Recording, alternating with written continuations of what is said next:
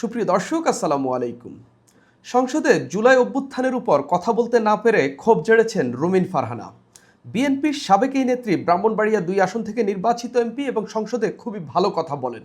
তবে সংসদে দুদিন ধরে যে জুলাই অভ্যুত্থানের উপর আলোচনা চলছে, সেখানে তিনি বারবার অনুমতি চেয়েও তিনি অনুমতি পাননি। এর জন্য তিনি সরকার দলকে দায়ী করছে বা সরকারকে দায়ী করছেন। সেই সরকার এখন কারা? এই রুমিন ফারহানার সাবেক দল বিএনপি সরকারের দায়িত্বে। অর্থাৎ তিনি ইঙ্গিত করছেন, তিনি তার এই স্ট্যাটাসের শেষ বাক্যে উল্লেখ করেছেন সরকার এত ভীত কেন। তার মানে সরকার তাকে কথা বলতে দিচ্ছে না সংসদে, বা পার্টিকুলার এই বিষয়ে তাকে সংসদে কথা বলতে দেওয়া হচ্ছে না। এখন প্রশ্ন হলো, রুমিন ফারহানা জুলাই অভ্যুত্থানের উপর কি এমন কথা বলে ফেলতেন সংসদে যেটা আসলে সরকার বলতে দিচ্ছে না, বা রুমিন ফারহানার উপর সরকার কি কেন এত ক্ষুব্ধ যার কারণে তাকে সংসদে অনুমতি চাওয়া সত্ত্বেও তাকে কথা বলতে দেওয়া হয়নি। সেসব নিয়ে আলাপ করব। ঘটনা কি ঘটেছে আগে সেটা বলি। ঘটনা ঘটেছে, সংসদে জুলাই অভ্যুত্থানের উপর আলাপ চলছে। সেই আলাপের উপর রুমিন ফারহানা বারবার অনুমতি চেয়েছেন। সেখানে তিনি স্পিকারের দৃষ্টি আকর্ষণ করেছেন তিনি কথা বলার জন্য, কিন্তু তিনি স্ট্যাটাসে জানালেন যে তাকে অনুমতি দেওয়া হয়নি। তিনি স্ট্যাটাসে লিখছেন যে এরকম, জুলাই অভ্যুত্থান নিয়ে 2 দিন সংসদে আলোচনা হচ্ছে, বারবার অনুরোধ সত্ত্বেও আমাকে কথা বলার সুযোগ দেওয়া হলো না, সরকার এত ভীত কেন। তার পুরো স্ট্যাটাসে খুব একটা সমস্যা দেখা যাচ্ছে না, কিন্তু শুধু শেষ বাক্য ছাড়া। শেষ বাক্যে তিনি এমনই মিন করেছেন সরকার জুলাই অভ্যুত্থানের উপর রুমিন ফারহানা এমন কিছু বলবে যেটা নিয়ে সরকার ভীত, যার কারণে তাকে কথা বলতে দেওয়া হয়নি।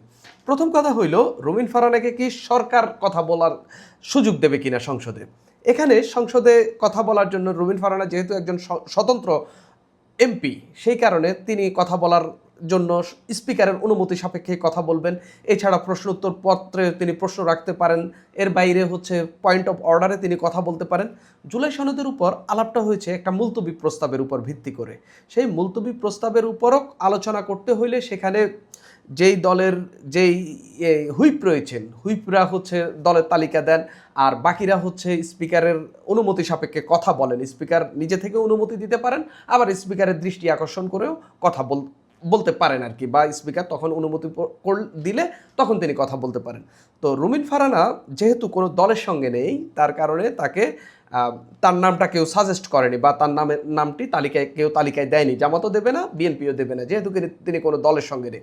তো তিনি হাত তুলে কিংবা দাঁড়িয়ে কিংবা বই দেখিয়ে তিনি অনুমতি প্রার্থনা করেছিলেন, কিন্তু তাকে অনুমতি দেওয়া হয়নি। ঠিক এই জায়গায় তিনি এটাকে সরকারের দায় দিচ্ছেন। তিনি বলছেন সরকার এত ভীত কেন।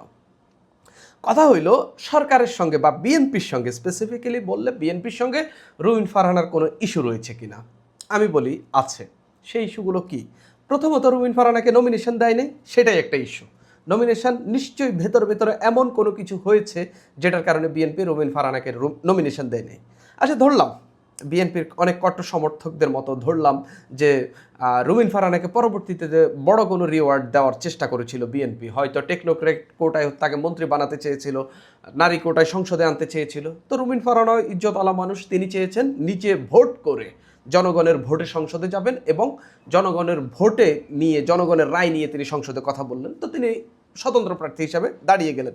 অনেকে মনে করেছিলেন শেষ দিকে রুমিন ফারহানাকে বিএনপি সমর্থন দিবে, কিংবা নির্বাচনে জয়লাভ করলে তাকে বিএনপি নিজের ঘরের নেত্রীকে আবার ঘরে টেনে নিবে, কিন্তু তার কোনোটা হয়নি। এরপরে আমরা দেখলাম সম্পর্ক আরও তিক্ত হচ্ছে দিনে দিনে। তিক্ততাটা আসলে খুব মারাত্মক পর্যায়ে চলে গেছে। আপনি যদি দেখেন, রুমিন ফারহানা স্বতন্ত্র হইলেও তারা এই স্বতন্ত্র প্রার্থীরা সংসদে যেহেতু নারী কোটা রয়েছে, কেননা আসনের উপর ভিত্তি করে প্রতি সংসদ সদস্য এখানে নারী কোটা পেয়ে থাকেন। তো রুমিন ফারহানাকে সেখানে যখন তিনি নারী কোটায় কি করবেন, বা এই স্বতন্ত্র নারী কোটায় কোনো দলের সঙ্গে যুক্ত হয়ে কি তাদেরকে নারী কোটা দিয়ে দিবেন কিনা।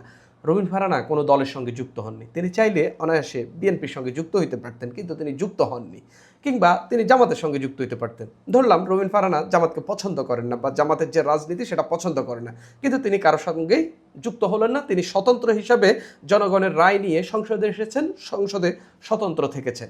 আমি যতটুকু আন্দাজ করতে পারি, বিএনপি এটা খুব একটা ভালোভাবে নেয়নি। বিএনপির অন্যান্য স্বতন্ত্ররা কি সিদ্ধান্ত নিয়েছেন, বিএনপির সঙ্গে কেউ কেউ যুক্ত হয়েছেন কিনা সেই বিষয়ে আমি এখন পর্যন্ত অবগত না। তবে রুমিন ফারহানা বিএনপির সঙ্গে যুক্ত হয়নি, নারী কোটার ক্ষেত্রে বিএনপির সঙ্গে যুক্ত হয়নি। অর্থাৎ রুমিন ফারহানা বা যারা স্বতন্ত্র রয়েছেন তারা আলাদাভাবে চিন্তা করছেন নাকি কেউ কেউ বিএনপির সঙ্গে যুক্ত হয়েছেন সে তথ্য এখনও নাই। তবে রুমিন ফারহানা যুক্ত হয়নি, এটা তো গেলো একটা পয়েন্ট।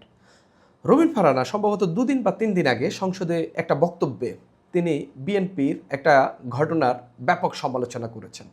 সেটা হলো স্থানীয় সরকারে যে বিভিন্ন সিটি কর্পোরেশনে জেলা প্রশাসক হিসেবে তার এইগুলোতে যে হচ্ছে বিএনপি প্রশাসক বসাচ্ছে, তিনি এটার ব্যাপক সমালোচনা করেছেন এবং সেটাকে তিনি আসলে অন্তর্বর্তীকালীন সরকারের সময়ে একটা ক্রাইসিস ম্যানেজমেন্ট হিসাবে দেখলেও বিএনপি সরকার এটার ফায়দা নিচ্ছে বলে তিনি মন্তব্য করেছেন। মন্তব্যটা ঠিক এরকম না, কিন্তু এটা সারমর্ম এরকম। তিনি বিএনপি এখান থেকে প্রশাসক বসিয়ে বিএনপি নির্বাচনটা একটু ডিলে করে এইখানে প্রশাসক বসিয়ে তারা আসলে ক্ষমতাটা এনজয় করতে চাচ্ছে। ঠিক তার কথা সারমর্ম বা তার কথাটা যদি আপনি পর্যালোচনা করেন এরকমই। তিনি বলেছেন দ্রুত নির্বাচন দিয়ে তো এখন এখানে প্রশাসক বা হচ্ছে যে সিটি মেয়র সেগুলো নির্বাচিত করা যায়। অর্থাৎ বিএনপির এই ঘটনাগুলোর সমালোচনা করেছেন এবং বিএনপি যে এখানে কি কি করছে সেগুলোর ব্যাপক সমালোচনা করেছেন। এই যে বিএনপির সঙ্গে যুক্ত না হওয়া, স্বতন্ত্র প্রার্থী হিসাবে নারী কোটাটা বিএনপিকে দিয়ে না দেওয়া এবং হচ্ছে এই যে সংসদে এভাবে সমালোচনা করলো এই বিএনপির প্রশাসক নিয়োগের, এটা জামাত করলে বিএনপি খুব আহামরি খারাপভাবে দেখতো না এবং খুব ভালো কাউন্টার দিতে পারতো বিএনপি, এবং তারা বলতো আমরা নির্বাচিত হয়েছি, আমরা লোক বসাবো, যেহেতু এখন স্থানীয় সরকার নির্বাচন এখনই হচ্ছে না, এখানে প্রশাসক কিংবা হচ্ছে এই মেয়র পদেগুলোতে হচ্ছে তাদেরকে কাউকে না কাউকে এখন রাখতে হবে, সেই কারণে তারা রাখছেন। কিন্তু রুমিন ফারহানাকে তারা খুব ভালো জবাব দিতে পারছে না। এখন জুলাই আন্দোলনের বা জুলাই অভ্যুত্থান নিয়ে রুমিন ফারহানা যখন বক্তব্য দিতেন, বিএনপি ঠিক এখন যে স্ট্যান্ডে আছেন রুমিন ফারহানা তার বিপরীত স্ট্যান্ডে বক্তব্য দিতেন, ঠিক যে স্ট্যান্ডটা এখন বিরোধী জোটের রয়েছে, যেমন গণভোটের রায় বাস্তবায়ন করা, তারপরে হচ্ছে যেসব হচ্ছে বিরোধীরা বলে রুমিন ফারহানা হয়তো সেই সব বিষয়ে কথা বলতেন। সেই কারণে তিনি সরকার দলকে দায়ী করছেন যে তাকে কথা বলতে না দেওয়ার পেছনে সরকার দলের ভূমিকা রয়েছে। এখানে এই অনুমতিটা মূলত স্পিকার দিলেও সরকার দল চাইলে এটা অপারেট করতে পারে, তিনি এরকম একটা ইঙ্গিত দিচ্ছেন এবং তাকে বক্তব্য দিতে না দেওয়ার মূল কারণ হিসেবে তিনি সরকার দলকে চিহ্নিত করছেন। এই রুমিন ফারহানা একসময় বিএনপির নেত্রী থাকলেও নির্বাচনের যে তিক্ত অভিজ্ঞতা তার মধ্য দিয়ে তাদের মানে সেপারেশন হয়ে গেছে। রুমিন ফারহানা বিএনপির সঙ্গে নেই।